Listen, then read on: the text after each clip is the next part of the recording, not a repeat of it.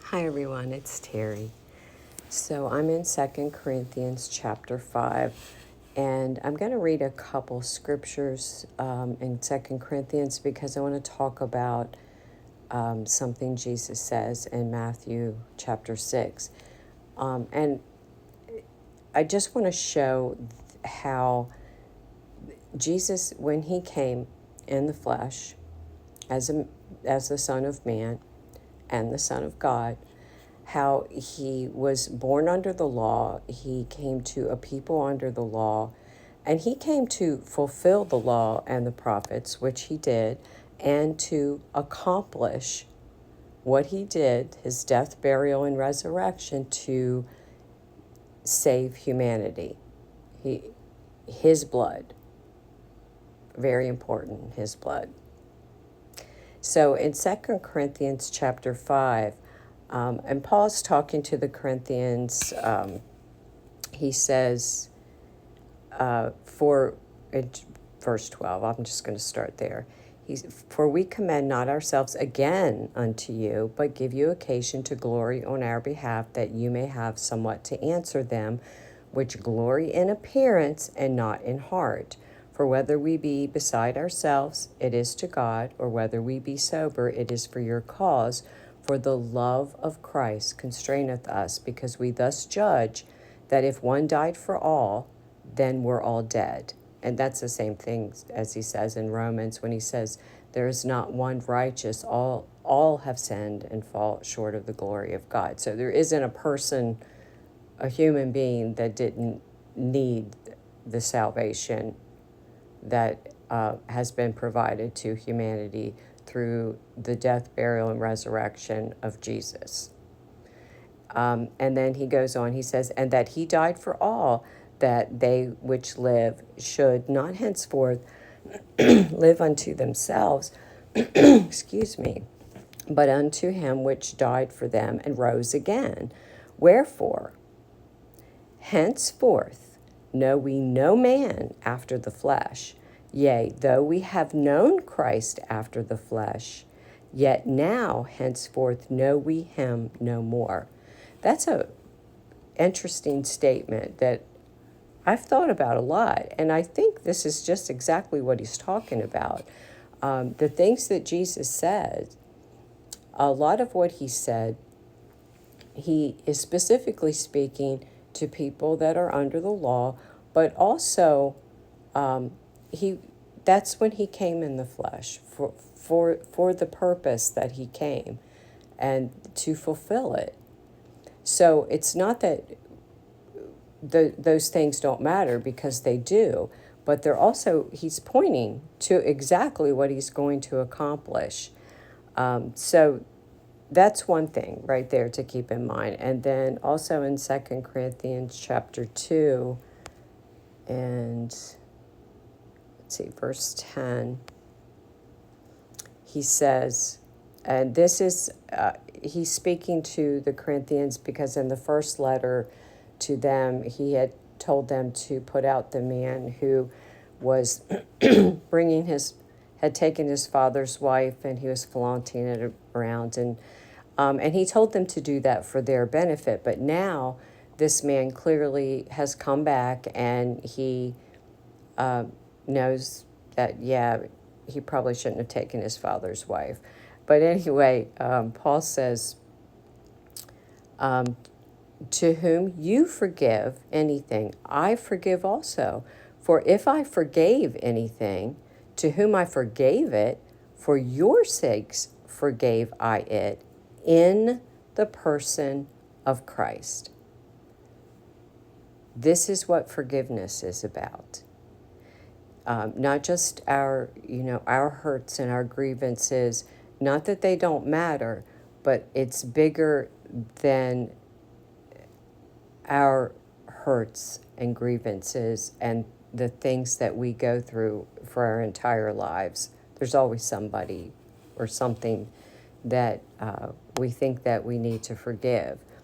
So in Matthew chapter 6, he starts out, telling them, don't pray in the street corners like the, hypocrites do so they can be seen by men.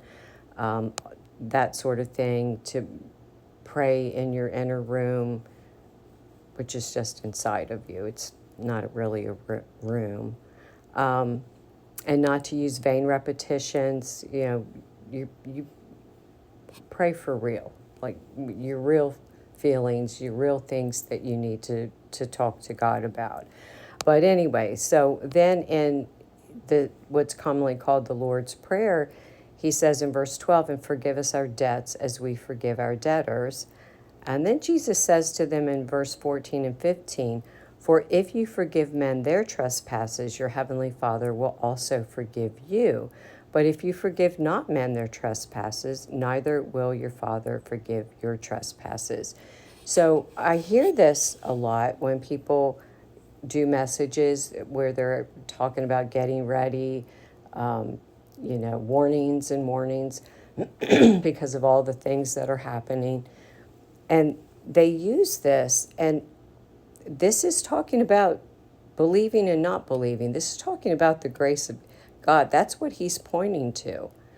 Because the cross, what Jesus accomplished, stops us all right there at the foot of the cross.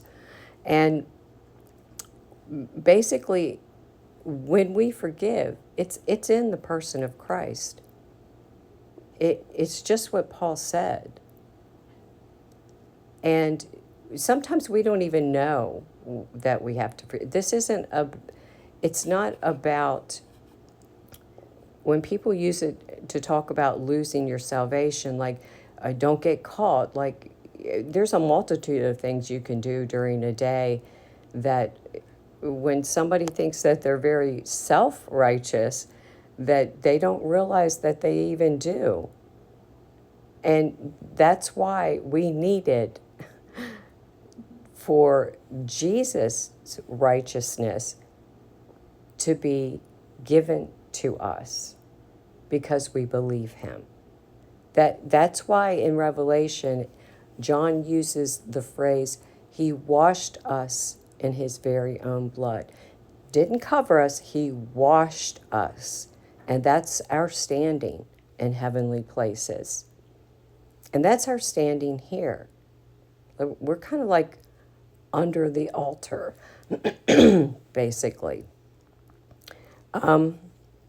because we're on the earth. So there are many things that Jesus says in the context of to people who are under the law, and things that they can understand, things they can think about, and they will realize once he's gone to the cross and his resurrection, which is this is what happened with the apostles. They were turned upside down. They were confused. They were scared. I mean, this is why Peter did what he did. And when he denied Jesus, was he still an apostle? Was he used? Yes. Do you see it? So when people give messages that you are going to be left behind, or that you're going to do some little thing or big thing that's going to cause you to be left behind, it's a lie. This is a tactic of the enemy. It stunts people. They can't move. They can't move. They become afraid to speak to God. And that is the only thing that causes any kind of learning to live in heavenly places, and that joy, and the ability to get through things, because it's Jesus that picks us up. It's Jesus that never leaves us nor forsakes us. It's Jesus who gives us the strength. So I think it's important when we read the things that Jesus said when he was in the flesh as the Son of Man, what was leading up to the cross, to read it in the context that it was given, and watch how he's pointing to what he is going to accomplish. That's all I have to say about that. I may talk about other things in other videos, but anyway, God bless you all.